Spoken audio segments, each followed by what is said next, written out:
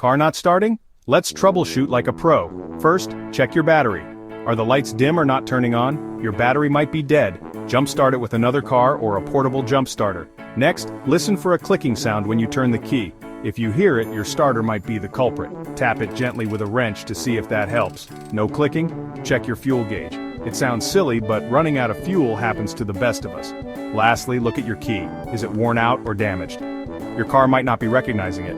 Try a spare key if you have one. Still stuck? It could be something more complex. Don't hesitate to call in a pro to get you back on the road.